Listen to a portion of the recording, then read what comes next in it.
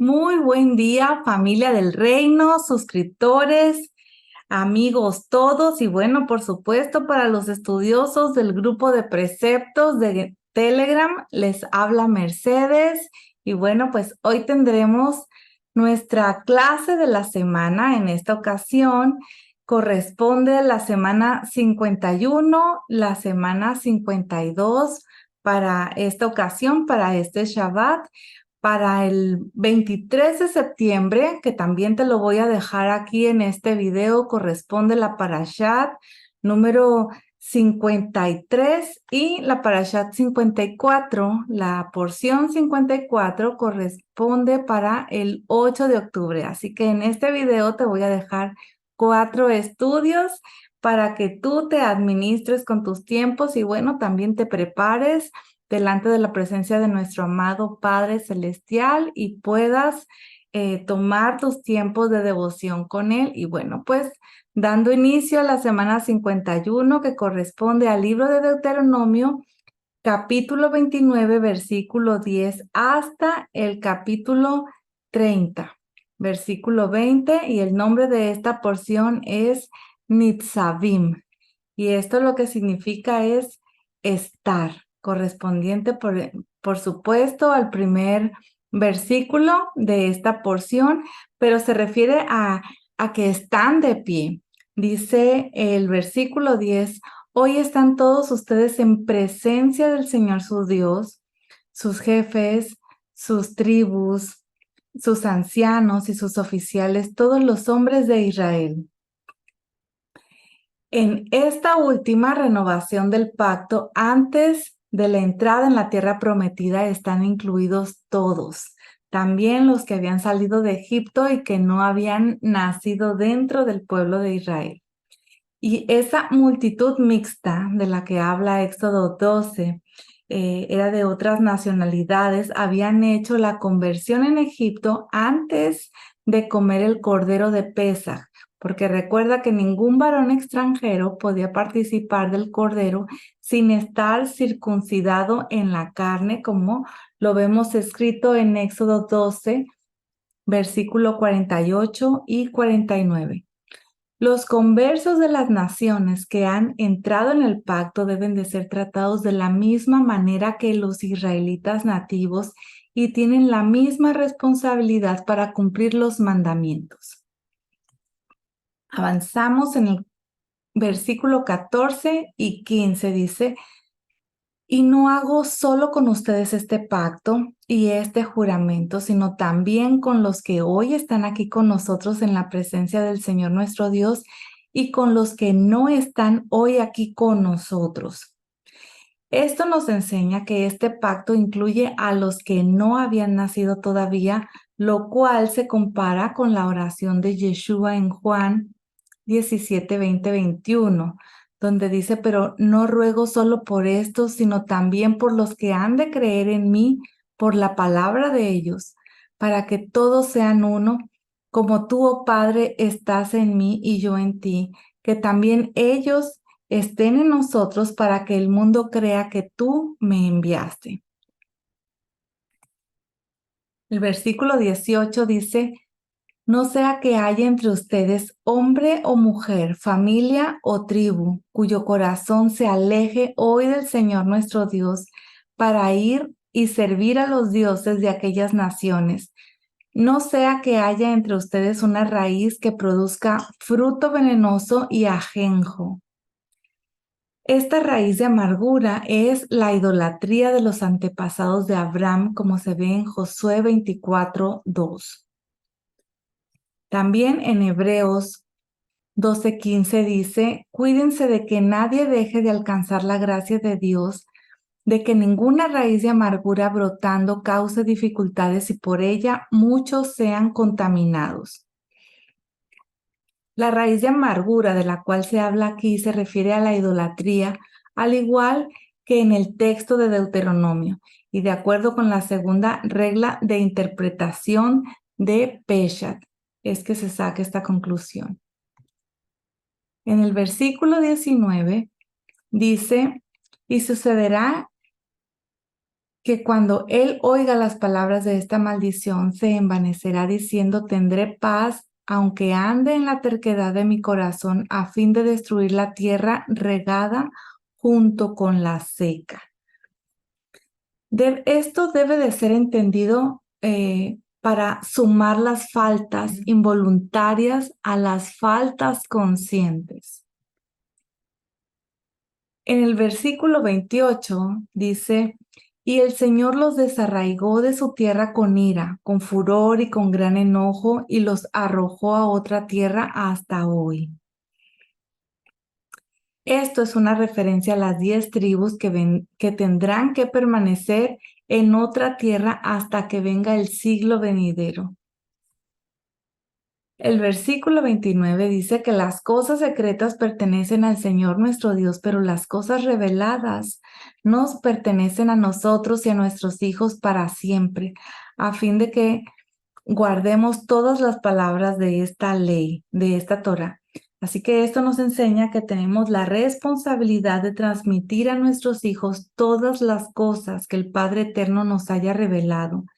Si el Señor te ha revelado quién es el Mesías, bueno, pues pasa esa revelación a tus hijos. Pero esto también significa que los pecados que son cometidos privadamente, es decir, en secreto, no pueden ser juzgados por un tribunal humano, sino que serán condenados por el tribunal celestial, y que el Padre Celestial no juzga al pueblo por esos pecados. Sin embargo, los pecados que han sido cometidos abiertamente tendrán que ser juzgados por los líderes del pueblo para que el castigo de ellos no caiga sobre todo el pueblo. Entramos al capítulo 30 y el versículo 1 dice, y sucederá que cuando todas estas cosas hayan venido sobre ti, la bendición y la maldición que he puesto delante de ti, y tú las recuerdes en todas las naciones a donde el Señor tu Dios te haya desterrado. Cuando habla de todas estas cosas, hay una referencia al capítulo 28 donde habla de las bendiciones y las maldiciones. Todas estas cosas ya han venido sobre los hijos de Israel a lo largo de la historia. Así que este versículo nos ubica en los últimos tiempos, después de que todas estas cosas hayan venido sobre Israel. La gran mayoría de los descendientes de Israel ha perdido su identidad por causa de la asimilación. Así que los pocos millones de judíos que hay hoy en día no son más que una pequeña parte de todos los descendientes de las 12 tribus. Los judíos son principalmente descendientes de solo 3 tribus, que es la tribu de Judá, la de Benjamín y la tribu de Leví. Las 10 tribus fueron arrojadas a otra tierra hasta el día de hoy. Aquí habla en singular, ¿verdad? Arrojó a otra tierra. Y en Deuteronomio 28:64 también se habla de la dispersión, pero dice a todos los pueblos. Y esto quiere decir que el pueblo de Israel, las 12 tribus, han sido esparcidos a todos los pueblos que existen en la tierra. Entre todas las naciones hay descendientes físicos de Israel, como dice también el profeta Oseas en el capítulo 1, versículo 10. El profeta Oseas fue enviado a profetizar sobre las 10 tribus del norte. ¿Recuerdas que ya estudiamos esto? Bueno, pues nuestro padre Abraham recibió promesas de que sus hijos iban a ser de 3 maneras. Primero dice que como el polvo de la tierra, también dice como las estrellas del cielo y como la arena a la orilla del mar. Isaac solo recibió la promesa de que sus descendientes serían como las estrellas, y Jacob solo recibió la promesa de que sus hijos serían como polvo de la tierra y arena del mar. El mar simboliza las naciones gentiles. Te estoy dejando en pantalla mientras hablo unos versículos para que tú los revises, le puedas dar pausa a este video y puedas tomar tus notas. Hay 3 tipos de arena del mar. Una parte de la arena está a la orilla del mar y es siempre visible y nunca llega a ser cubierta por el mar. Otra parte de la arena que está más cerca del mar es expuesta ante los ataques de las olas y la marea y por lo tanto a veces está fuera del agua y a veces está debajo del agua. Pero la tercera parte de la arena siempre está debajo de las aguas del mar. La arena que está a la orilla del mar y que nunca llega a hundirse se refiere a los israelitas y judíos que están entre las naciones guardando la Torá como un freno contra el mar, como está escrito en Jeremías 5:22. Aquella arena que a veces está dentro del mar y a veces fuera son aquellos judíos que viven una vida de compromiso, los que no logran resistir los diferentes tipos de ataques de los gentiles y por lo tanto a veces son sumergidos entre las aguas y a veces pueden vivir una vida judía. La arena dentro del mar son aquellos israelitas y judíos que han sido asimilados entre las naciones y ya no viven como con la identidad de pueblo del Señor, como pueblo de Israel. Y de la misma manera hay mucho más arena dentro del mar que en la orilla del mar. Así hay muchos más descendientes de Israel que están hundidos entre los gentiles de los que viven separados de ellos. La mayoría de los descendientes de Abraham han sido absorbidos totalmente por las costumbres y las culturas de las naciones. Ahora es el tiempo cuando estos que han sido asimilados son llamados a regresar a su origen. Este es el tiempo de la Teshuvá, familia. La palabra hebrea shuv aparece 6 veces en este capítulo. En el versículo 1, ¿verdad? Aquí habla de la vuelta al corazón de toda la historia de Israel. En el versículo 2 habla de la vuelta a la familia del Padre Eterno, el Dios de Israel y todos sus mandamientos escritos en la Torá. En el versículo también habla de esta vuelta, este retorno a la tierra de Israel de los que fueron llevados en cautiverio. También en el versículo 8 y en el versículo 10 vemos esta palabra shuv y esta palabra significa volverse, repetir, convertirse, cambiar, restaurar, hacer volver o devolver, hacer girar, ¿verdad? Quitar, volver a restituir, apartarse, bueno, pues devuelto también significa. Así que este pasaje de las Escrituras habla de una vuelta del pueblo de Israel en los últimos tiempos, cuyas dimensiones el mundo no ha visto jamás. En otras ocasiones el mundo ha visto la salida de Israel de Egipto, lo ha visto también de Babilonia, pero esta vez el mundo verá ese levantamiento y la salida de Israel de todas las naciones de la tierra. La Torá y los profetas no están hablando solamente de la vuelta de los que han mantenido su identidad judía a lo largo de la historia, puesto que ellos son contables, sino las escrituras sagradas están hablando de una vuelta de las 12 tribus de Israel que no se pueden contar por su gran magnitud. Así que bueno, pues estamos empezando a presenciar uno de los milagros más grandes de la historia, la gran vuelta de los hijos de Israel. Y como comenté hace rato, pues hay diferentes tipos de vuelta expresados en estos textos. Ya te mencioné los 3, hay 5. En el versículo 8 podemos ver la vuelta a escuchar la voz del Padre Eterno para guardar los mandamientos de la Torá. Y del versículo 10 al 14 vemos la vuelta al Eterno con todo el corazón y con toda el alma.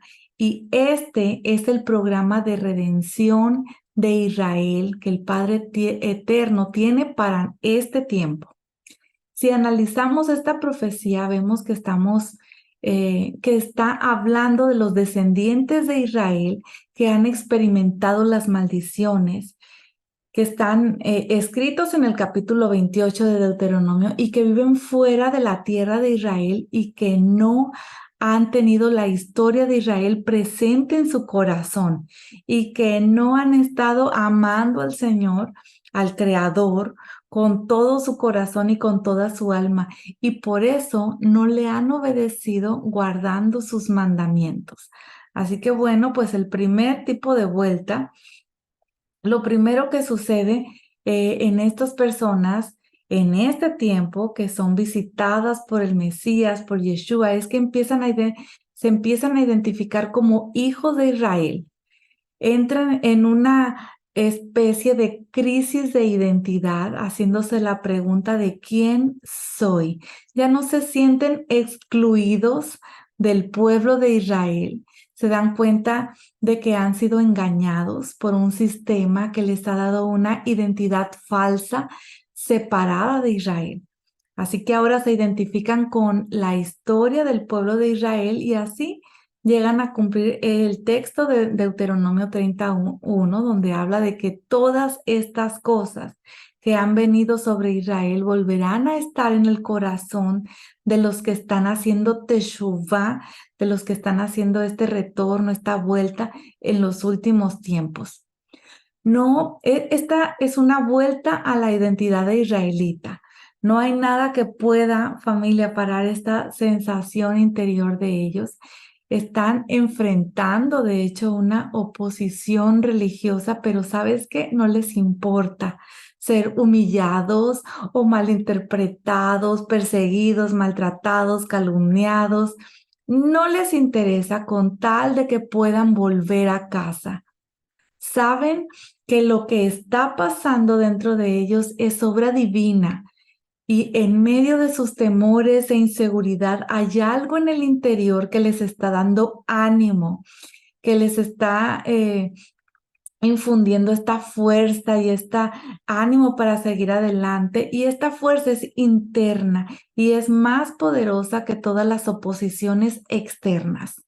Y ellos saben que son parte del programa del Padre Eterno para la restauración de Israel de los últimos tiempos y no quieren perder esa oportunidad por nada del mundo.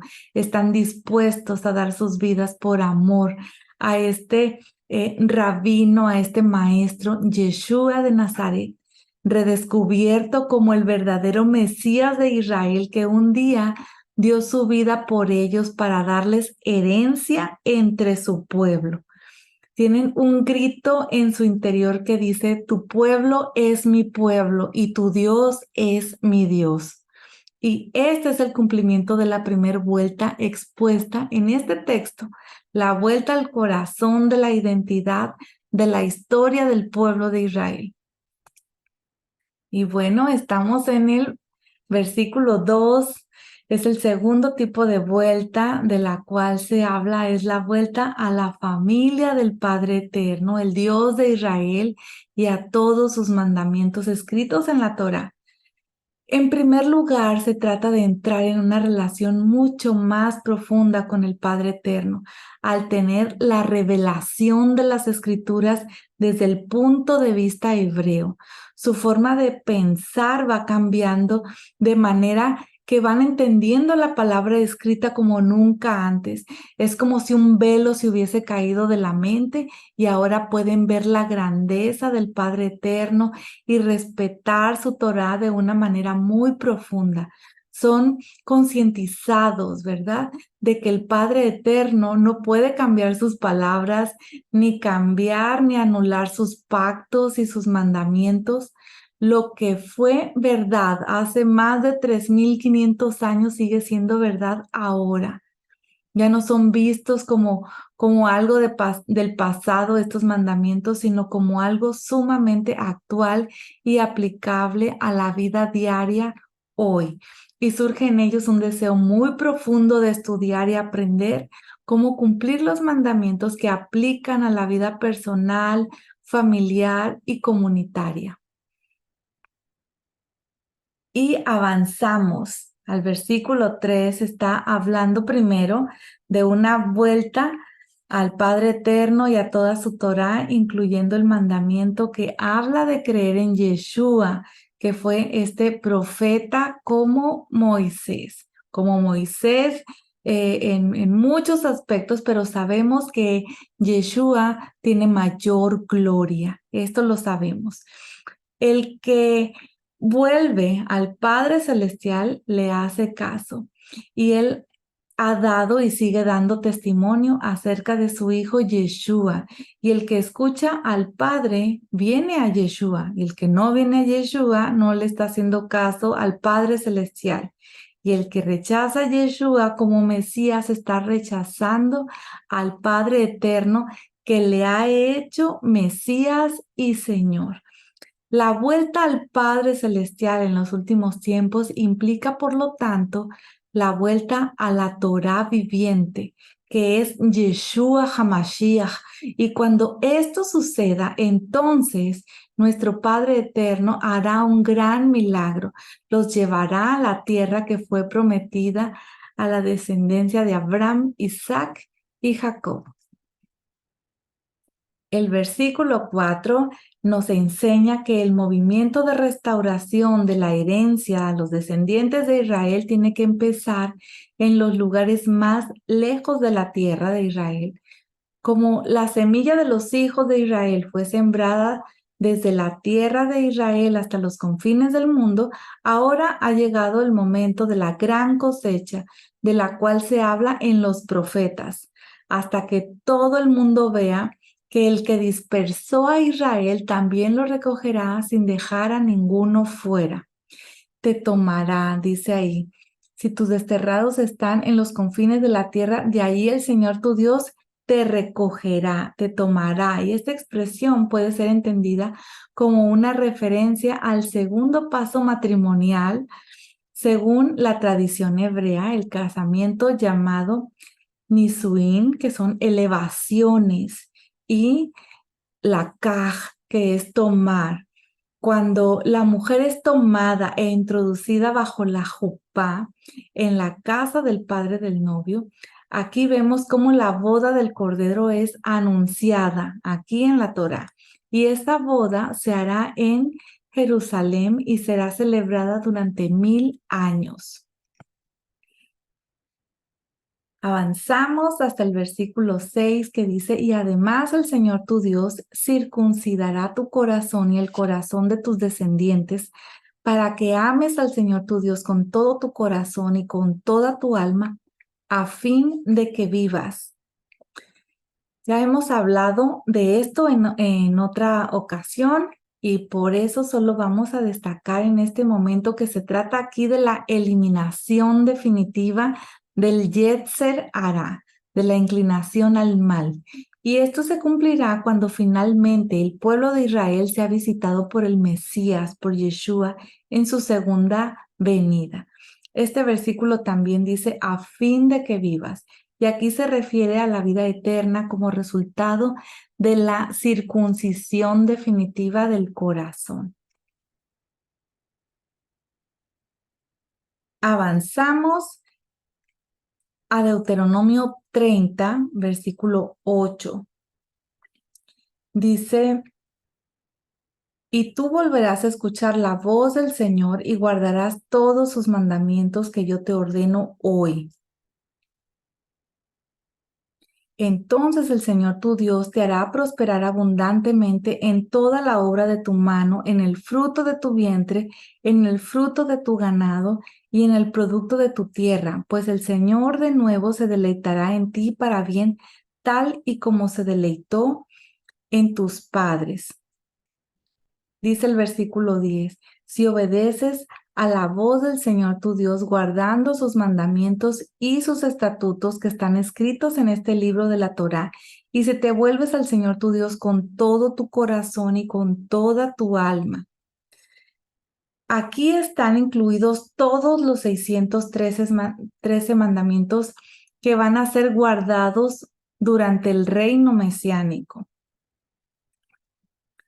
Más adelante, en Deuteronomio 30, del versículo 11 al 14, nos habla del mandamiento de la Teshuvah, del mandamiento, de esta vuelta, de este arrepentimiento que es mencionado anteriormente en esa escritura. Sin embargo, la mayoría de los rabinos dicen que se trata de la Torá en general. De hecho, el apóstol Pablo está dando una explicación mesiánica de este texto desde el nivel Drash, mostrando que el mandamiento al que se están refiriendo es el Mesías, la Torá viviente. Y esto lo vemos en Romanos 10, del versículo 6 al 10. Se observa la conexión entre arrepentimiento y guardar los mandamientos y ser salvo por medio de reconocer a Yeshua como el Señor resucitado. Hay un mandamiento que trae salvación más que ningún otro, el que habla de escuchar y obedecer a ese profeta como Moisés. El que cumple ese mandamiento se salvará eternamente, como está escrito en Hechos 16:31. Que la salvación que se da por medio de Yeshua es la puerta para una vida de obediencia a los demás mandamientos. Deuteronomio 30:15 dice, mira, yo he puesto hoy delante de ti la vida y el bien, la muerte y el mal. El Padre Eterno no obliga a nadie a andar en el camino correcto. Él nos informa acerca de los dos caminos, el de la vida y el de la muerte. Y nosotros somos los que tenemos la libertad para tomar esa decisión y escoger. No podemos obligar a nadie a amar al Señor y creer en Yeshua. Cada uno tiene que elegir. Sin embargo, tenemos que informar a todo el mundo que la elección de cada uno trae consecuencias eternas. Hay graves consecuencias al no obedecer al Padre Celestial que nos manda escoger el camino de la vida y cuando manda a todos los hombres a arrepentirse de sus malos caminos y abandonar los ídolos, como lo vemos escrito en Hechos 17:30. También te dejo esta cita de Hechos 13, versículo 38 al 41. Recuerda que la libertad implica responsabilidad. En Deuteronomio 30:19 vemos que el hombre tiene la facultad para escoger el camino de la vida o el de la muerte, pero el Padre Celestial le ordena a escoger el camino de la vida. El que no lo hace se rebela contra el Padre Eterno y sufrirá la muerte por su rebelión. El versículo 20 nos dice que el camino de vida es el camino del amor al Padre Eterno. El amor al Padre se manifiesta en obediencia a su voz y en una relación muy íntima con Él. Él dice que Él es tu vida, así que Él mismo es la vida eterna. Y esto también lo vemos escrito en Primera de Juan 5:20, que dice, y sabemos que el Hijo de Dios ha venido y nos ha dado entendimiento a fin de que conozcamos a aquel que es verdadero. Y nosotros estamos en aquel que es verdadero, en su Hijo Jesucristo. Este es el verdadero Dios y la vida eterna. La palabra hace referencia al Padre, no a Yeshua. El Padre es el verdadero Dios y la vida eterna. Y esa vida eterna la ha depositado en su Hijo Yeshua, como está escrito en Primera de Juan 5:12. El que tiene al Hijo tiene la vida, y el que no tiene al Hijo de Dios no tiene la vida. Así que aquí nos preguntamos, ¿qué has escogido? ¿Has escogido el camino de la vida? El Padre Celestial te ordena que te arrepientas del mal camino y que escojas el buen camino que lleva a la vida. Si escoges el camino de la vida ahora y confías en la redención que hay en Yeshua, serás salvo. Y damos inicio a nuestra clase 52. Y esta lleva por nombre Vayelej, y esto significa y fue. Deuteronomio 31:1 dice, entonces Moisés fue y habló estas palabras a todo Israel, diciendo, hoy tengo 120 años, ya no puedo ir ni venir, y el Señor me ha dicho, no pasarás este Jordán. Según los comentarios rabínicos, este fue el 7 de Adar, el día de cumpleaños de Moisés, y ahora había llegado el momento de su muerte, por eso primero se despide del pueblo. Después les presenta a Josué, a Yehoshua, que es su sucesor, y finalmente les ordena hacer una lectura pública de la Torá cada año sabático. Esto lo vamos a ir viendo en los versículos a continuación. En el versículo 3 dice, el Señor tu Dios pasará delante de ti, Él destruirá estas naciones delante de ti y las desalojarás. Según los descubrimientos arqueológicos en Jericó, de los años de alrededor del 1400 antes de la era común, había habido plagas en la tierra de Canaán que causaron que la población fuera disminuida. Y eso sucedió justo antes de la conquista de los hijos de Israel. Y de esta manera vemos cómo el Padre Eterno pasó delante de ellos, destruyendo gran parte de la población de las 7 naciones. Dice el versículo 6, sean firmes y valientes, no teman ni se aterroricen ante ellos, porque el Señor tu Dios es el que va contigo, no te dejará ni te desamparará. El temor es eliminado por la certeza de que el Padre Celestial está contigo, y esto lo vemos en el Salmo 23:4. El versículo 6 y 7 también se habla de estar firmes, de ser firmes. Y la palabra hebrea que se tradujo como firme es hazak y significa fuerte, firme, duro, violento, poderoso.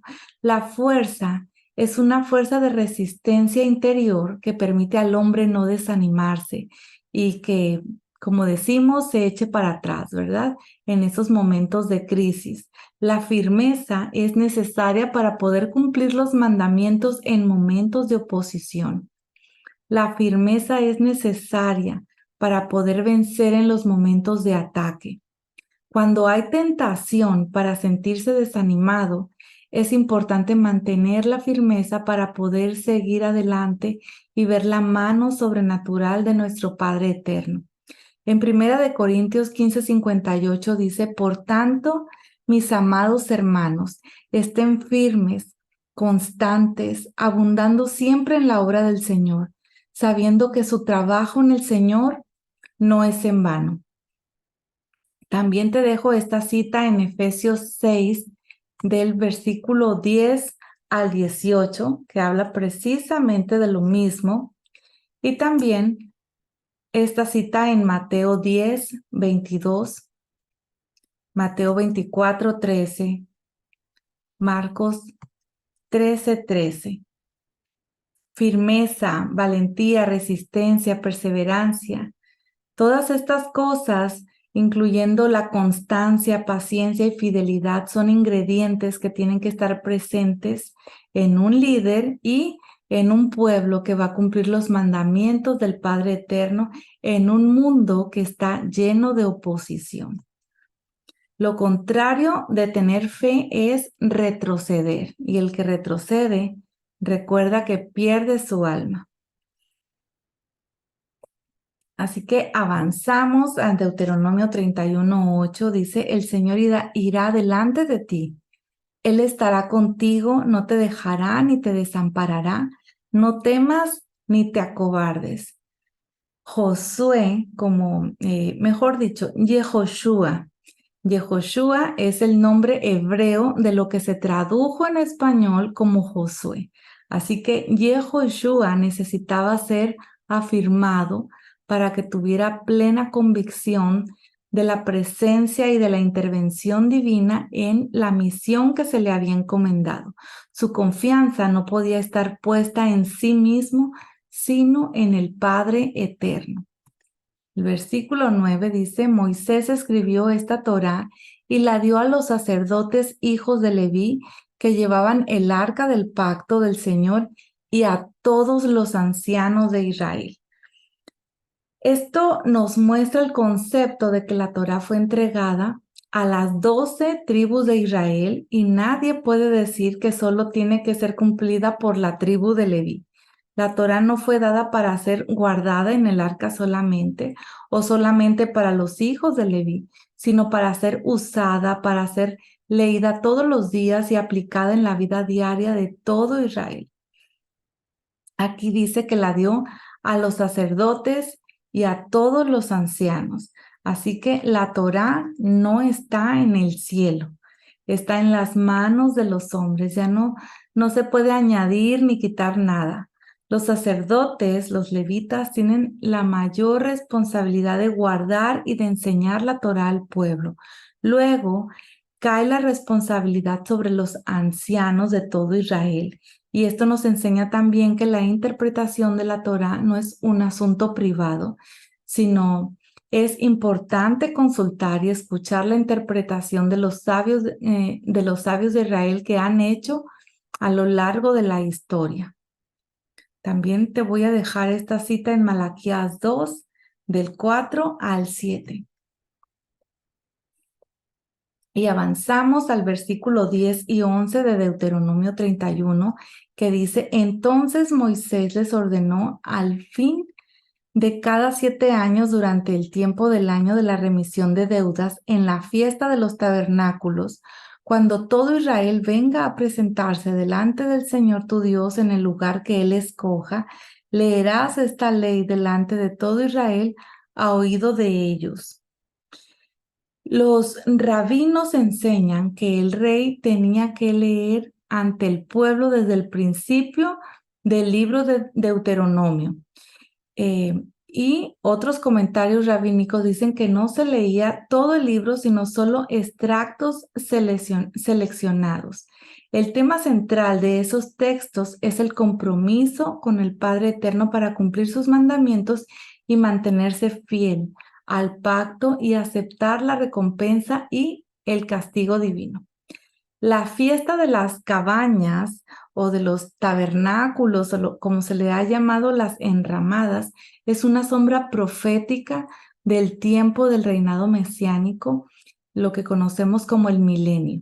En este tiempo la Torá saldrá desde Jerusalén no solo a todo Israel, sino para todas las naciones.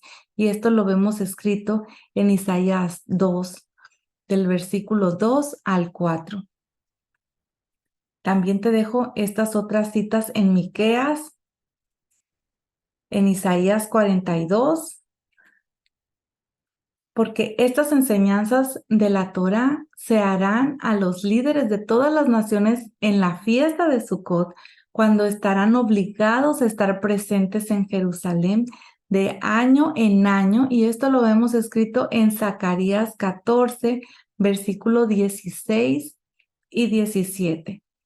Aquí se refiere a la lluvia física, pero también de manera alegórica, la lluvia simboliza la Torá. Y esto lo vemos en Deuteronomio 32, 2.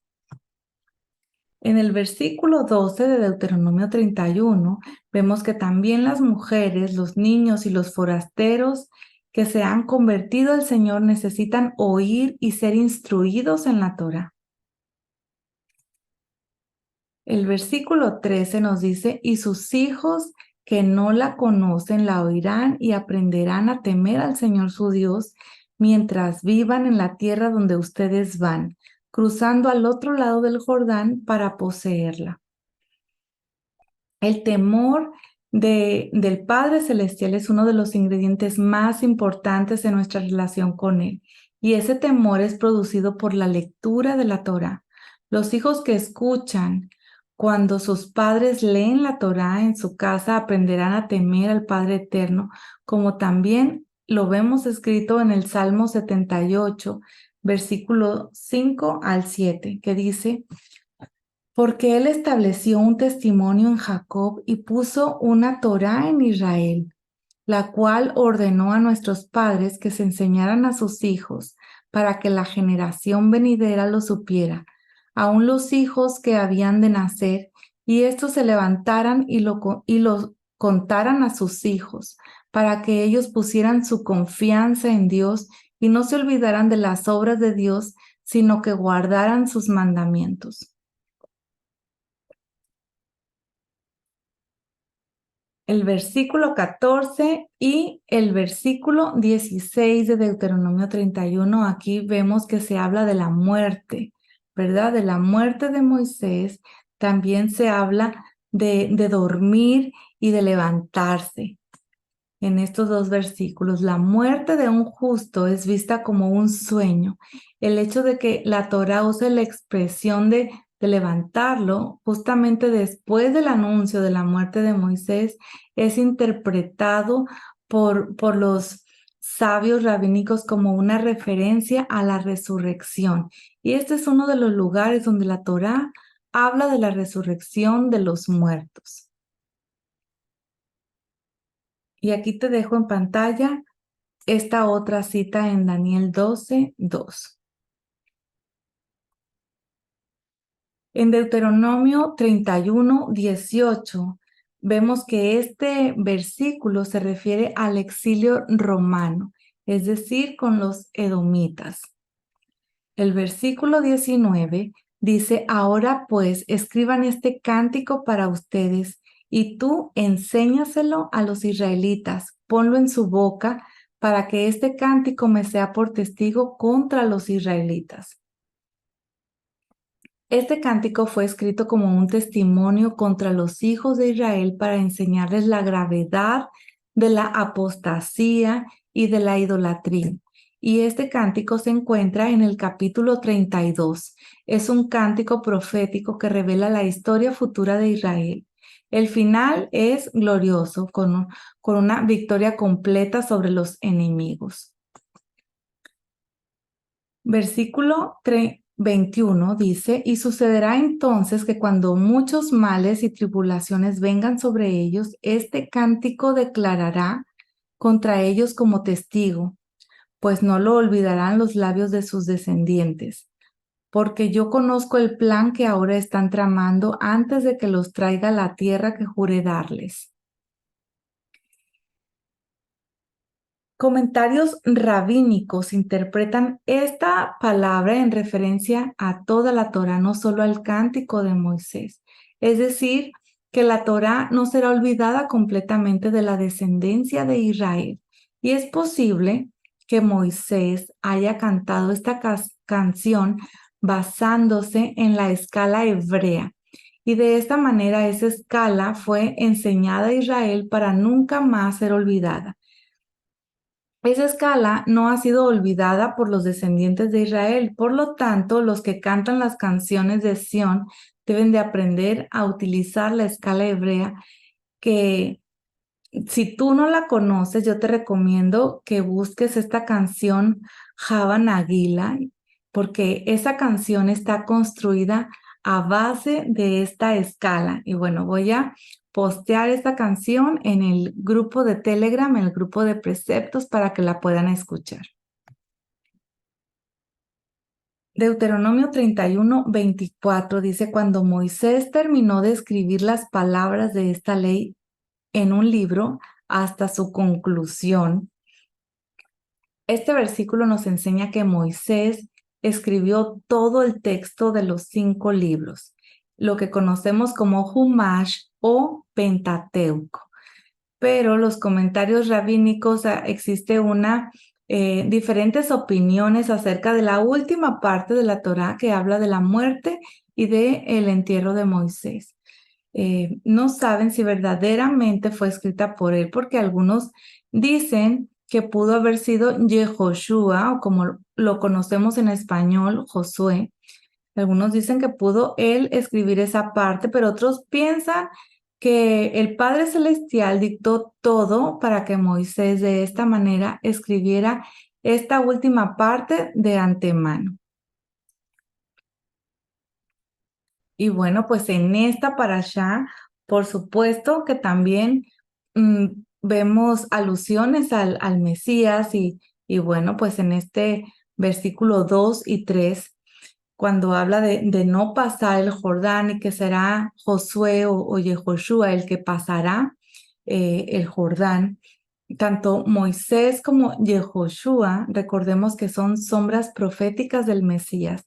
Así que la muerte de Moisés y la sucesión de Yehoshua son una figura de la muerte y de la resurrección del Mesías. Moisés podría ser también un cuadro del primer hombre y Yehoshua del segundo hombre. El primer hombre murió y el segundo hombre recibió una vida indestructible. Te voy a dejar esta cita de Primera de Corintios 15:22 y también de Primera de Corintios 15 del 47 al 50, para que tú lo leas con detenimiento con esto que estamos viendo. Y también Romanos 6 del 5 al 11. Dice el versículo 7 que Yehoshua, que tiene el mismo nombre, ¿verdad? Que Yeshua, pero solamente que es un nombre mucho más amplio, ¿verdad? Él introduciría a las 12 tribus en la tierra prometida. Y este es también el trabajo de Yeshua, introducir a todas las tribus de Israel en la tierra y en las promesas dadas a los padres. Y esto lo vemos en Isaías 49, versículo 6. Desde que el Mesías nació en Belén, conforme al testimonio de las Escrituras, hasta el día de hoy, él ha estado trabajando en su misión de buscar y restaurar a las 12 tribus. Muchísimos y quizás todos de los que han nacido de nuevo espiritualmente entre las naciones son descendientes físicos de las tribus perdidas de Israel. Por medio del nuevo nacimiento han obtenido el contacto espiritual con Israel y en ese nivel esta profecía se ha cumplido en todo el mundo. Sin embargo, en el nivel físico también habrá una restauración de las 12 tribus. Cuando Yeshua regrese, él revelará a cada uno a qué nación y tribu pertenece. Y luego restaurará a las 12 tribus en la tierra que fue prometida a la descendencia física de Abraham para siempre. Y este será el cumplimiento físico de esa profecía. Pero para entrar en la nueva Jerusalén, recordemos que hay que pasar por una de las 12 puertas. Cada puerta tiene uno de los nombres de las 12 tribus de Israel. Y la nueva Jerusalén solamente tiene 12 puertas, no hay algo adicional. Así que las tribus son puertas para poder entrar en la ciudad celestial y esto lo vemos escrito en Apocalipsis 21 del 10 al 13. Así que familia, la única manera de entrar en la ciudad es pasar por una de las tribus de Israel. Y entonces ahora iniciamos con la parashá 53, que es correspondiente a Deuteronomio 32 y lleva por nombre Hasinú, que significa prestad oído. Pero bueno, antes quiero comentarte que este es el cántico de Moisés, que está hablando de toda la historia de Israel desde el principio hasta el final. Y podríamos resumir su contenido según las primeras lecturas, ¿verdad? Te lo voy a dejar en pantalla para que tú tomes nota. Así más o menos se puede resumir. Iniciamos con el primer versículo, dice, presten atención, oh cielos, y déjenme hablar, y oiga la tierra las palabras de mi boca. Los cielos y la tierra, recordemos que son testigos contra Israel. porque han documentado toda su historia. La historia de Israel está escrita tanto en los cielos como en la tierra. Y estos testigos serán los primeros en tirar las piedras, ¿recuerdas? En tirar esas piedras contra Israel si comete infidelidad contra el pacto. El Padre Celestial tiene que crear nuevos cielos y nuevas tierras después del milenio para que estos dos testigos nos sigan hablando en contra de Israel, recordando su historia pecaminosa. Te dejo esta cita en Isaías 65, versículo 17-18, Apocalipsis 21. 1. Los cielos y la tierra son tomados como testigos por causa de su firmeza. Y el rollo de la Torá, recordemos que puede ser quemado, pero las estrellas, ni las estrellas y ni las piedras pueden ser quemadas porque son testigos muy firmes. El versículo 2 dice, caiga como la lluvia mi enseñanza y destile como el rocío mi discurso, como llovizna sobre el verde prado y como aguacero sobre la hierba.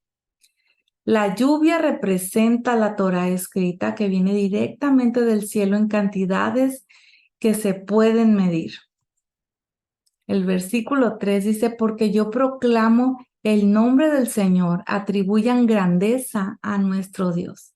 Este texto también nos exhorta a bendecir a nuestro Padre Celestial cuando alguien está proclamando su nombre. Y por esta razón, cuando alguien está pronunciando una bendición y menciona el nombre, los que oyen contestan, bendito es Él y bendito su nombre.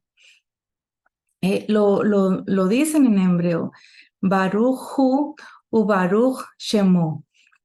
Cuando oyeron la pronunciación del nombre en el segundo templo, es decir, en la época en donde estaba, cuando vino Yeshua, contestaron con la bendición, Baruch Shem Kevod Malhutó Leolam Baed. Bendito sea el nombre glorioso de su reino por siempre jamás. La bendición después de la lectura de la Torá viene del mandamiento de bendecir al Padre Eterno después de haber comido, porque la Torá es comida para el alma y el Padre Celestial merece una bendición después de que nos hayamos saciado con su Torá. El versículo 4, vemos que el Padre Celestial es comparado con una roca. Y esto nos habla de firmeza, de fuerza, de peso, algo inmovible y algo seguro. Y 5 veces aparece esta palabra en esta canción en referencia al Padre Eterno. Y bueno, pues te lo estoy pasando aquí en pantalla para que tú lo veas. El Mesías, es decir, Yeshua, como sabemos que refleja el carácter del Padre, pues por eso también Él es llamado roca y lo vemos en Isaías, en Mateo capítulo 16, en el libro de Romanos capítulo 9, Primera de Corintios 10 y Primera de Pedro 2:8.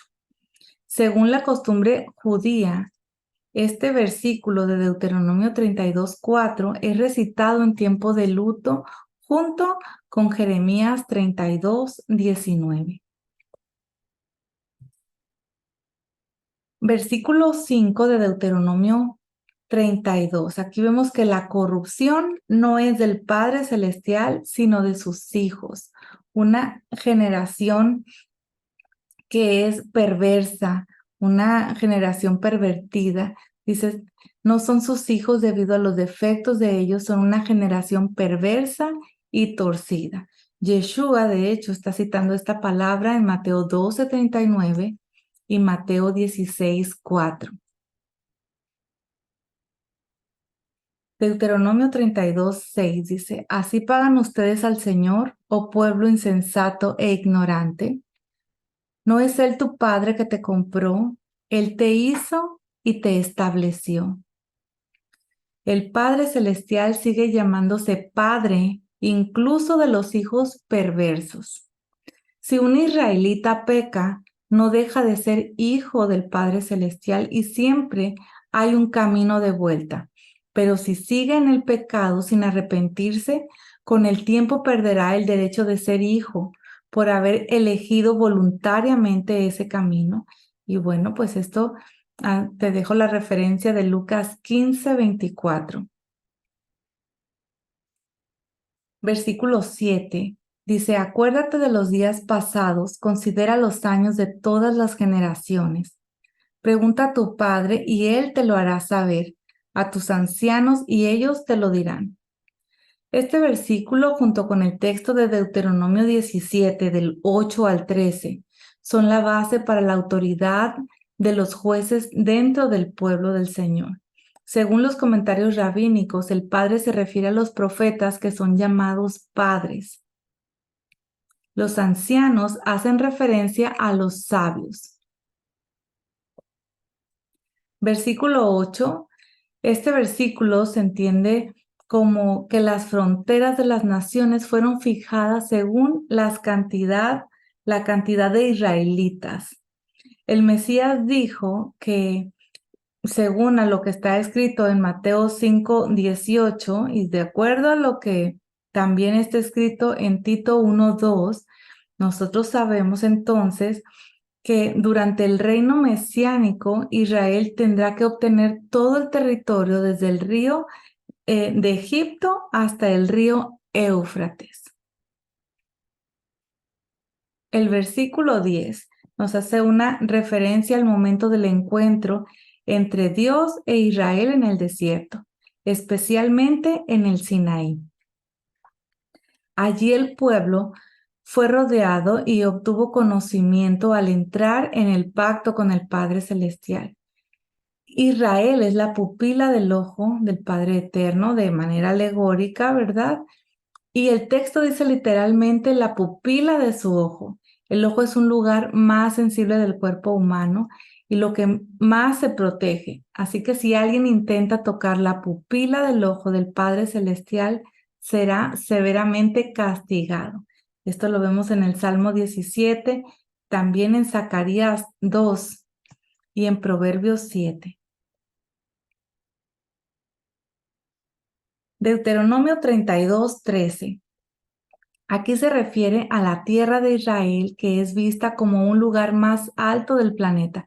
Por eso nunca se habla de bajar a Israel, sino siempre subir. El versículo 14 nos habla del tiempo del rey Salomón en adelante. Los animales de Basán eran muy gordos. Así que Basán es el área norte de Israel al oriente del río Jordán. El versículo 14 también nos enseña que el vino simboliza la sangre. Por eso el Mesías dice que la tercera copa del ceder de Pesaj representa la renovación del pacto de Israel en su sangre, que es vertida para el perdón de muchos. Y aquí te dejo algunas referencias en Mateo, Marcos, Lucas y Primera de Corintios 11. El pacto renovado fue hecho con Israel y Judá. Así que el que tiene parte de este nuevo pacto es parte de Israel, y el que no es parte de Israel no tiene parte del nuevo pacto.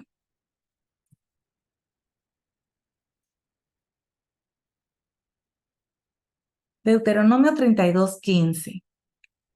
Este texto nos habla de la apostasía que hubo en el pueblo al final del reino de Salomón y después de la división del reino. La prosperidad causó justamente lo que la Torá había advertido. Se olvidaron del Padre Celestial en sus riquezas y la cosa ya iba descendiendo, tal como lo había dicho el Señor en Deuteronomio 8.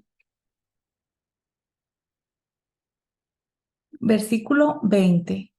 Entonces él dijo: esconderé de ellos mi rostro, veré cuál será su fin, porque son una generación perversa, hijos en los cuales no hay fidelidad. Aquí empieza el tiempo de pérdida para Israel. El versículo 21, vemos cómo los hijos de Israel tomaron como sus dioses lo que no eran Dios, y en hebreo esto es Loel, El Padre Celestial entonces toma un pueblo que no es pueblo, en hebreo es Loam. En el nivel simple de interpretación significa que Israel iba a ser maltratado por un pueblo que no es considerado como pueblo. Según se refiere, esto es a los caldeos, que son los babilonios, y también se refiere a Esaú, que son los romanos. Ese imperio destruyó el primer templo y según Nachmanides, los caldeos no constituían una nación en su inicio, pero Dios los engrandeció con el fin de utilizarlos para conquistar y dominar el mundo. Un descendiente de Esaú fundó Roma. Los romanos destruyeron el segundo templo. Así que, bueno, pues vemos que esta no era considerada nación en sí misma porque también originalmente no tenían ni escritura ni lenguajes propios, ni Roma ni Babilonia. Te dejo estas citas en Oseas 1:10 y Romanos 10:19. Vemos que el apóstol Pablo está desarrollando este texto en los dos capítulos, en el capítulo 10 y en el capítulo 11 de la carta a los Romanos. Pero en el final del capítulo 11, que yo te invito a que lo revises, específicamente, puedes leer todo el capítulo, por supuesto, pero si quieres irte al punto, el versículo del 28 al 32 dice que por la apostasía de una parte de Israel, los gentiles llegan a obtener ciertos derechos que pertenecen a los hijos de Israel. Este hecho provoca a celos a los judíos, de modo que también ellos van a querer recibir la salvación dada por medio de Yeshua, primeramente al judío y también al griego. No son los judíos creyentes en Yeshua los que tienen el llamado de provocar a los judíos, sino que son los gentiles que abrazan la Torá. Y esto lo vemos en Romanos 11:11 y también te dejo aquí el versículo 13 y 14. Versículo 26 dice, yo hubiera dicho, los haré pedazos, borraré la memoria de ellos de entre los hombres. Si no hubiera temido la provocación del enemigo, no sea que entendieran mal sus adversarios, no sea que dijeran, nuestra mano ha triunfado y no es el Señor el que ha hecho todo esto. Si no hubiera sido por el honor del nombre de nuestro amado Padre Celestial y por los méritos de los patriarcas, las 12 tribus hubieran sido eliminados. Pero el Padre Celestial tiene un plan de restauración para las 12 tribus. Y el mismo argumento de lo que dirán los enemigos contra el Padre Eterno fue usado por Moisés en su intercesión a favor de Israel.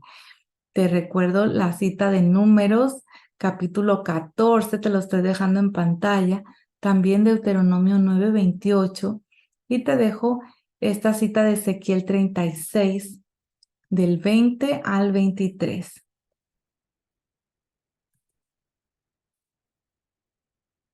El versículo 28, vemos que los hijos de Israel son llamados ignorantes cuando no toman en serio la Torá para ponerla en práctica. La gran mayoría de los hijos de Israel no ha hecho caso a la Torá a lo largo de la historia y por eso es un pueblo privado de consejo y falto de discernimiento. En el versículo 35 vemos que la venganza es solamente de Dios. Ningún hombre puede tomar la venganza en sus propias manos. El hombre puede defenderse, pero nunca vengarse. Si una persona quiere vengarse privadamente, está tomando el lugar de Dios. Él tiene el papel de juzgar a cada uno según sus obras. Él es el juez supremo, no nosotros. Sin embargo, él puede delegar su autoridad a los hombres, de manera que las autoridades tienen no solamente el derecho, sino también la obligación de ejecutar la venganza de Dios cuando así les sea delegado sobre los pecadores, cuando sus pecados están al descubierto.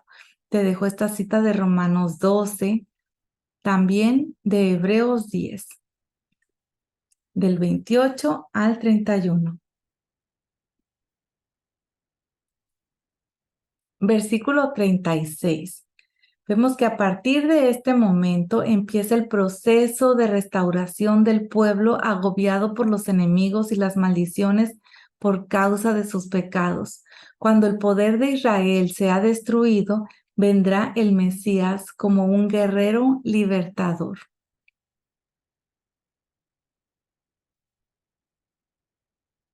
En el versículo 39 vemos que el Padre Celestial dice, yo hago morir y hago vivir. Y aquí vemos este texto que habla de la resurrección de los muertos. Ese contexto nos enseña que la resurrección va a suceder en relación con la última guerra contra Israel. El Mesías que ejecuta la venganza del Padre Eterno vendrá en las nubes del cielo y en ese momento los muertos en el Mesías serán levantados y junto con los que viven creyendo en él serán arrebatados al aire, no al cielo, serán arrebatados al aire después de haber sido investidos con cuerpos eternos que serán semejantes al cuerpo de resurrección del Mesías. Entonces serán juzgados según sus obras y después bajarán junto con el Mesías para hacer guerra contra todos los ejércitos multinacionales que se hayan levantado contra Jerusalén. Y de esa guerra se habla en los versículos siguientes. Deuteronomio 32, versículos del 40 al 43. Aquí se habla de la última guerra contra Israel antes de la segunda venida del Mesías. Y este texto concuerda con Zacarías 14 y Apocalipsis 19. Y te voy a dejar de tarea que tú leas Zacarías 14 del versículo 1 al 15, también Apocalipsis 19 versículo del 11 al 21. Ahí vas a ver sobre la guerra, pero después de esa guerra vendrá el reino mesiánico con 1000 años de paz sobre toda la tierra. Así que, ya que hayas leído esos versículos, ahora vas a leer Zacarías 14, del 16 al 21, y Apocalipsis 20, versículo del 1 al 6. Esa es la tarea. Y bueno, nosotros continuamos con el versículo 47 de Deuteronomio 32. Dice, porque no es palabra inútil para ustedes, ciertamente es su vida. Por esta palabra prolongarán sus días en la tierra a donde ustedes van, cruzando el Jordán a fin de poseerla. Ninguna parte de la Torá carece de significado. Todo, absolutamente todo es importante. Al poner en práctica la Torá, hay una vida de obediencia en este mundo y vida eterna en el mundo por venir. La Torá habla de Yeshua y da testimonio de su obra redentora, y el que hace caso a lo que escribió Moisés creerá en Yeshua, porque de él escribió él, como está dicho en Juan 5, 46, 47. Versículo 52. Aquí vemos que Moisés imploró tanto al Padre Celestial que le quitara esa sentencia y le dejara entrar en la tierra, pero el Padre Celestial dijo no. La Torá no es suficiente para que el hombre pueda pasar de la muerte a la vida. Así que ni Moisés pudo pasar a la tierra por causa de sus pecados. Solo uno puede llevarnos a este siglo venidero y su nombre es Yeshua. Por medio de Moisés, el Padre Celestial designó a Yehoshua, a Josué, como el que iba a ser el líder para hacer pasar al pueblo de un mundo a otro. Por lo tanto, el que hace caso a Moisés de seguir a Yeshua tendrá la entrada asegurada en el mundo venidero, como está escrito en Juan 11:25. Yo soy la resurrección y la vida. El que cree en mí, aunque muera, vivirá. Y entramos a la última parashá de este ciclo de lectura bíblica de un año, de 54 porciones, que corresponde de Deuteronomio 33 a Deuteronomio 34. Estos dos capítulos, y bueno, pues esto lleva por nombre Besot Ha-Berajá. Besot Ha-Berajá. Esto te recuerdo que puedes leerlo el 8 de octubre, la porción que acabamos de terminar, la porción 53. Te recomiendo que la leas el 23 de septiembre de este año, del 2023, porque bueno, así es como estamos todos unidos en esta lectura alrededor del mundo. Y esta palabra Besot Ha-Berajá significa, y esta es la bendición. Así estamos dando inicio. Esta es la bendición con la que Moisés, hombre de Dios, bendijo a los israelitas antes de morir. Qué hermoso es cuando una persona puede terminar sus días bendiciendo en lugar de maldiciendo. Yeshua fue el cumplimiento final de la profecía acerca del profeta que el Padre Eterno iba a levantar, como dijo como Moisés. También él terminó sus últimos momentos en la tierra bendiciendo a sus 12 discípulos, y esto lo vemos en Lucas 24, 50 al 51. Deuteronomio 33, 2. Vemos que la Torá fue dada como fuego, y es muy importante que mantengamos el fuego de la Torá del Padre Eterno en nuestros corazones, para que nuestro caminar en obediencia no se convierta en algo pesado, aburrido o seco. Cuando la Torá está en el corazón, es un fuego interior que nos mantiene inspirados en nuestro amor práctico por el Padre Celestial. Versículo 3.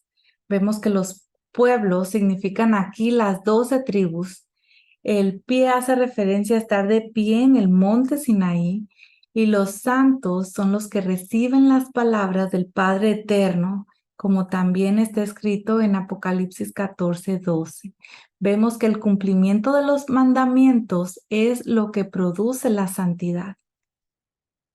En el versículo 4 vemos que dice que hay una ley y hay una herencia para la asamblea de Jacob.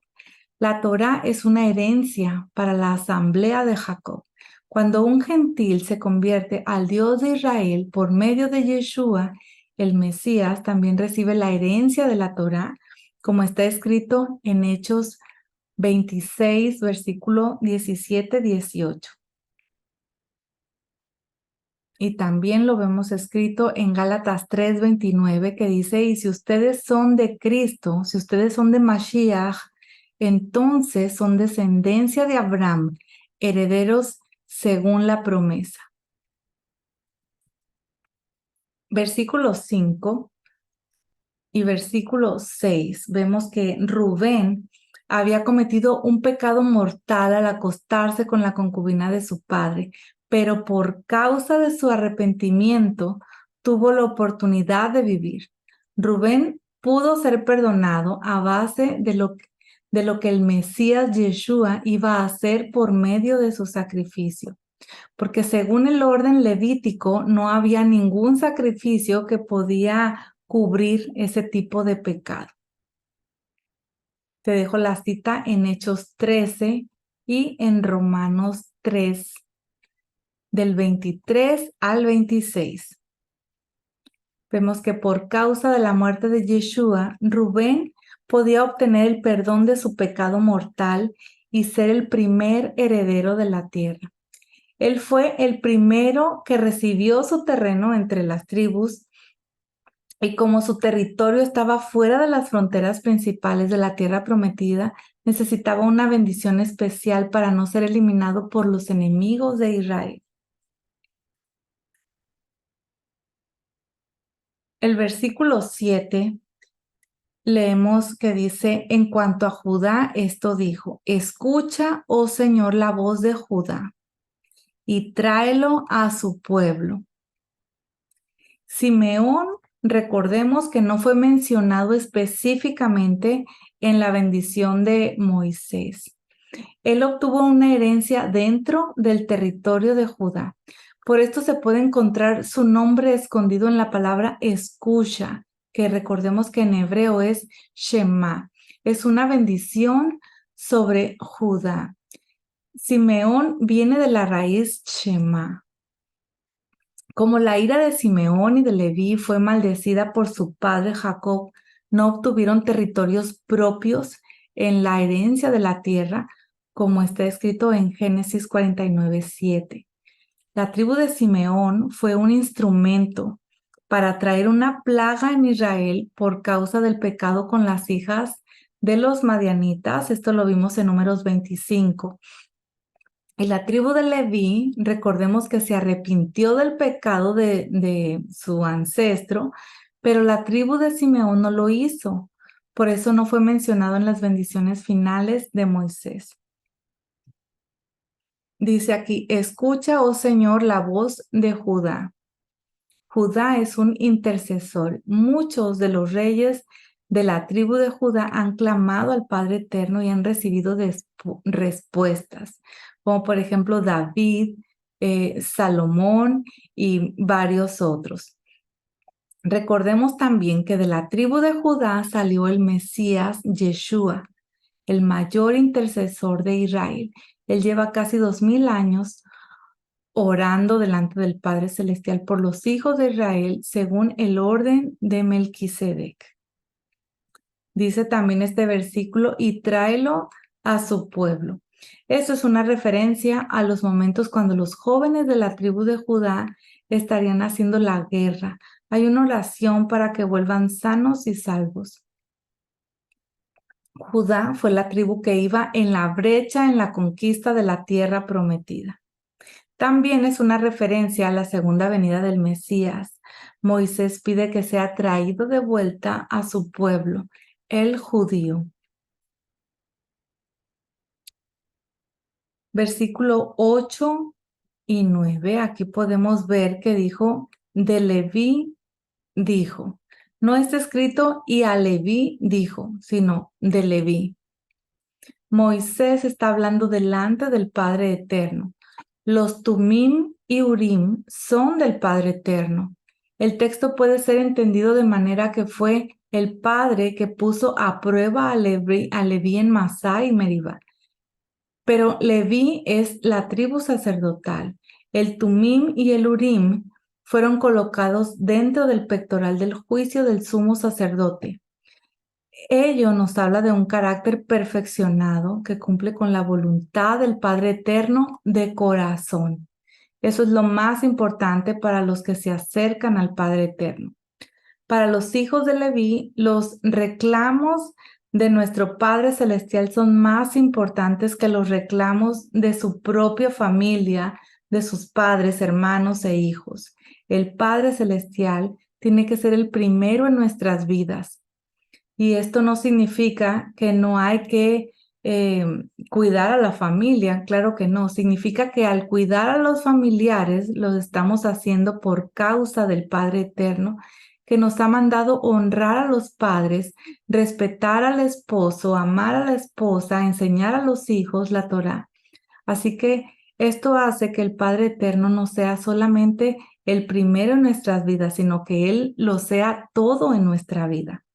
Pero cuando los reclamos familiares entran en conflicto con los reclamos del Padre Eterno, los de el Padre Eterno son los que tienen la preferencia. Parece ser que este texto estaba en la mente del Mesías cuando dijo en Mateo 10:37, el que ama al Padre o a la madre más que a mí no es digno de mí, y el que ama al hijo o a la hija más que a mí no es digno de mí. También te dejo esta cita en Lucas 14:26, Mateo 12:48-49. Versículo 10, Deuteronomio 33. Vemos que el primer trabajo de los levitas es enseñar la Torá a Israel y su segunda tarea es oficiar en el servicio delante del Padre Eterno. El versículo 11 dice: bendice, oh Señor, sus esfuerzos y acepta la obra de sus manos. Leví fue bendecido de una manera especial. Antes su ira había sido maldecida, pero ahora sus esfuerzos y la obra de sus manos son bendecidos. Vemos, por tanto, que si una persona iracunda entrega su alma al gran alfarero, él es capaz de transformarla para ser un instrumento de bendición en lugar de maldición. Simeón y Leví tuvieron la misma oportunidad, pero Simeón eligió el camino de pecado y no se arrepintió. Por eso no obtuvo una bendición final. Leví se arrepintió de su pecado y se adhirió al Padre Eterno. Por eso tuvo una bendición muy grande al final. La tribu de Simeón se perdió entre las naciones y la tribu de Leví está todavía integrada dentro del pueblo judío. También dice: quebranta los lomos de los que se levantan contra él y de los que lo odian, para que no se levanten más.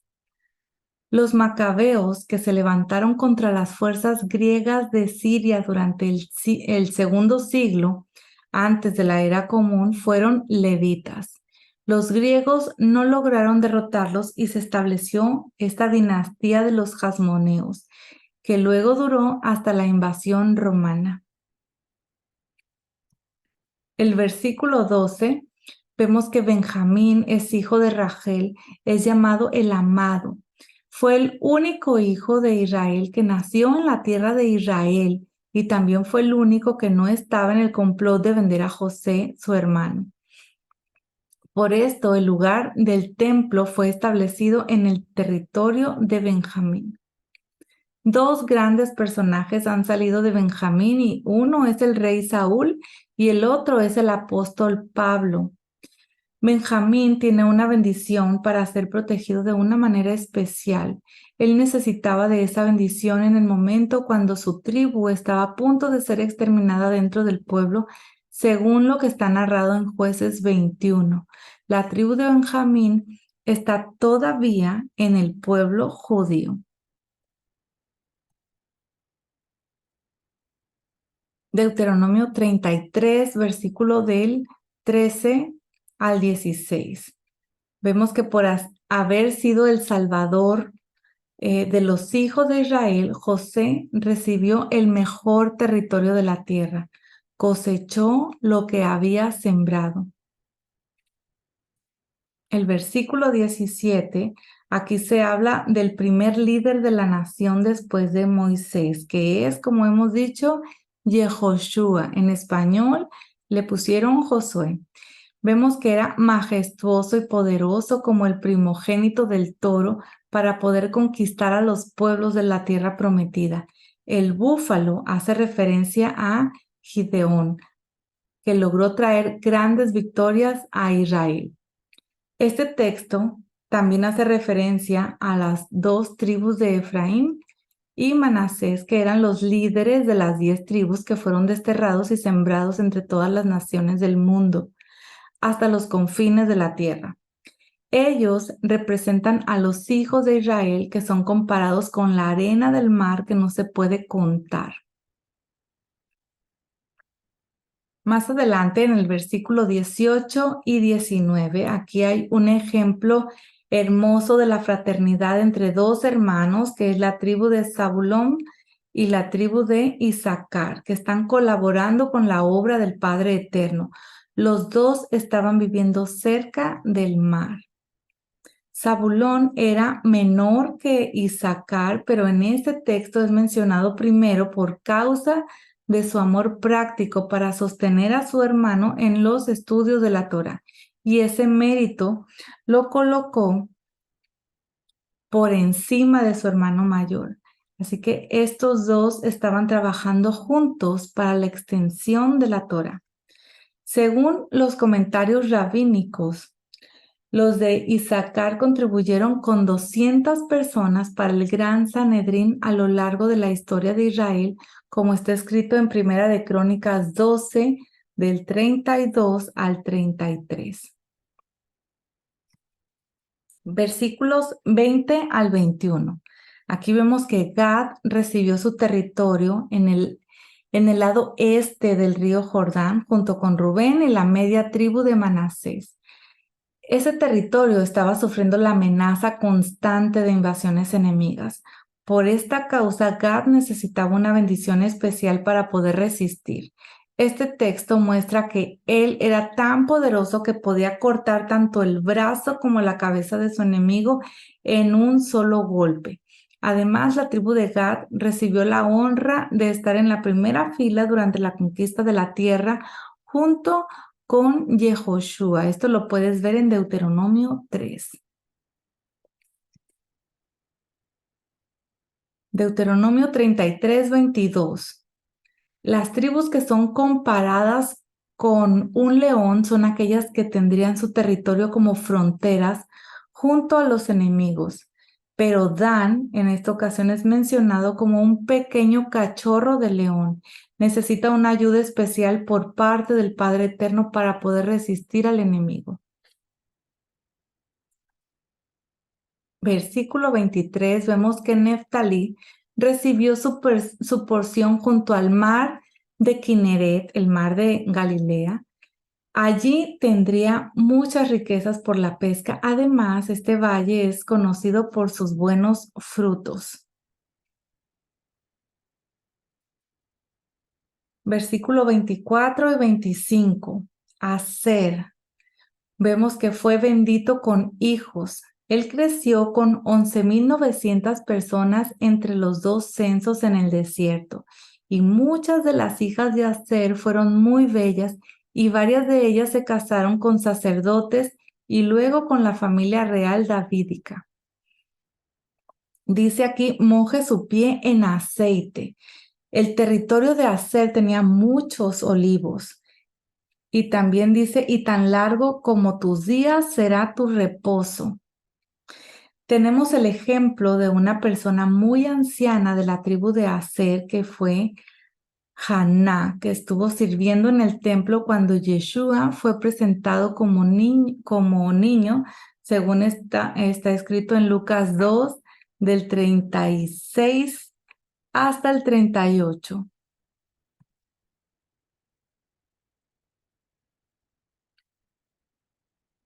Avanzamos a Deuteronomio 33, versículo 29, dice, dichoso tú, Israel, quien como tú, pueblo salvado por el Señor. Él es escudo de tu ayuda y espada de tu gloria. Tus enemigos simularán someterse ante ti y tú pisotearás sus lugares altos. Finalmente habrá victoria eterna sobre los enemigos de Israel con la llegada del esperado Mesías, hijo de David, con las nubes del cielo.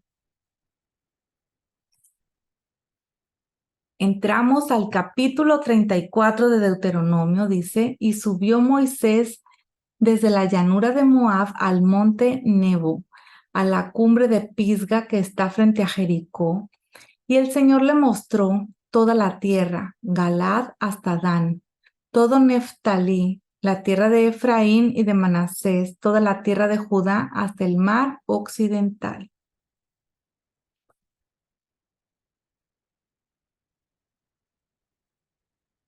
Vemos aquí que por medio de los nombres de las tribus, el Padre Eterno mostró a Moisés toda la tierra prometida a los padres.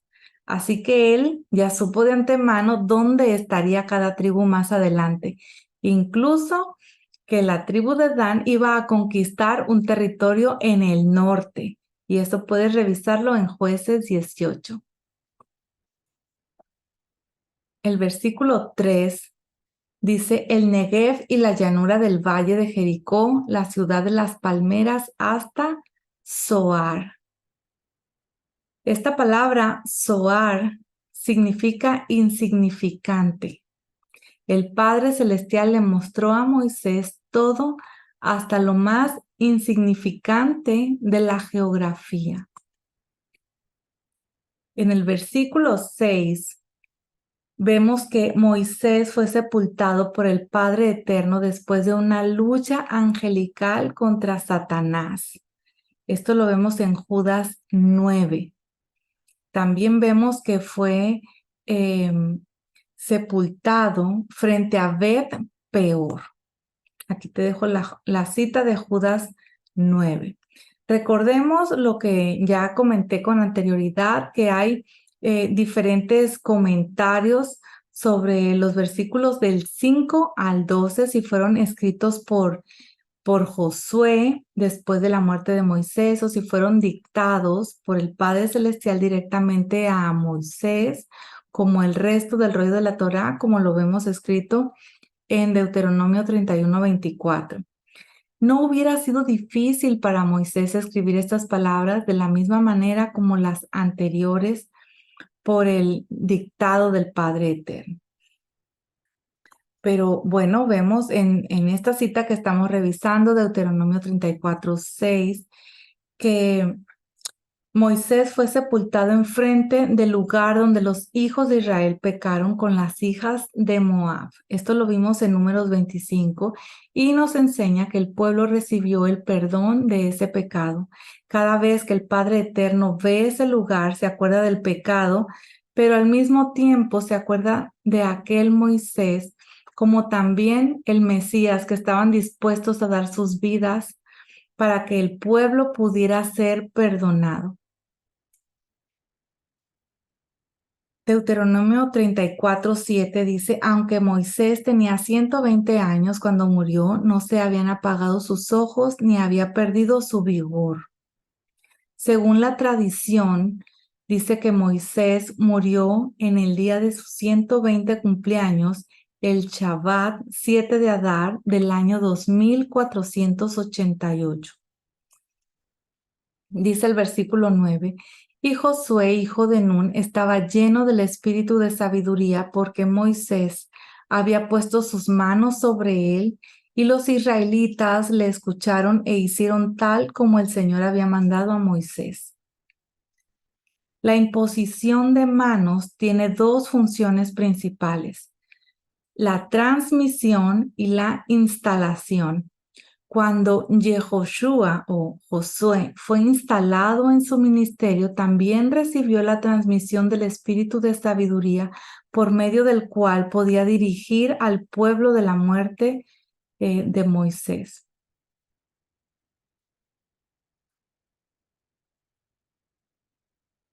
Deuteronomio 34, versículo 10 al 12.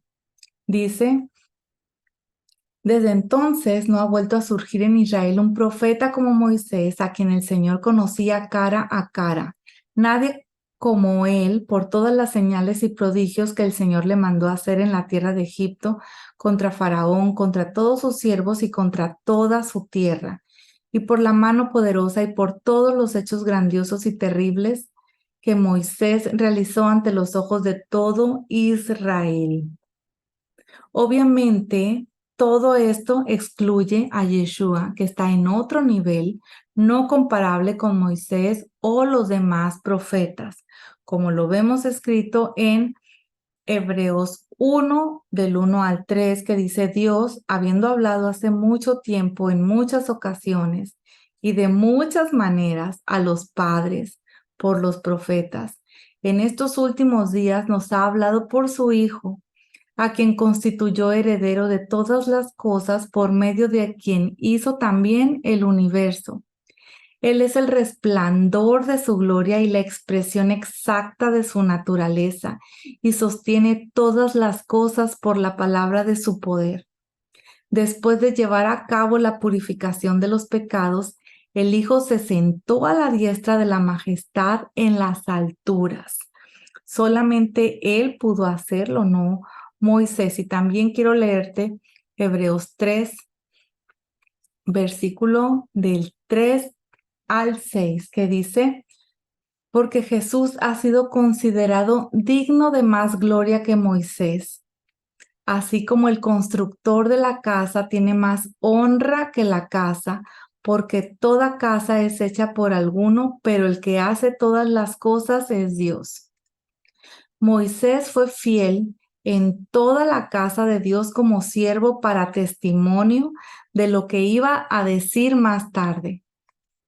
Pero Mashiach, ¿verdad? El Cristo fue fiel como hijo sobre la casa de Dios, cuya casa somos nosotros, si retenemos firme hasta el fin nuestra confianza y la gloria de nuestra esperanza. Bueno, familia, pues hasta aquí todas estas 54 porciones de estudio de la Torá. Quiero agradecer infinitamente a todos ustedes por el apoyo, por transmitir también de estos videos, compartiéndolos, dándoles un like para que otras personas también puedan verlo, por compartirlo en sus redes sociales, por dejar un comentario. Y bueno, pues muchísimas gracias a todas las personas del equipo de Preceptos que estuvieron apoyando con material, estuvieron apoyando con su trabajo, estuvieron apoyando de diferentes maneras también dentro del grupo, con los devocionales diarios, con los tiempos que tuvimos de reflexión de las escrituras los martes, para que todo esto fuera mucho más nutritivo para nosotros y tuviera un significado. Quiero aclarar que la base de todo este estudio es del doctor Kay Vlad, y también mucho de esto me he nutrido y enriquecido con las enseñanzas del maestro Rico Cortés.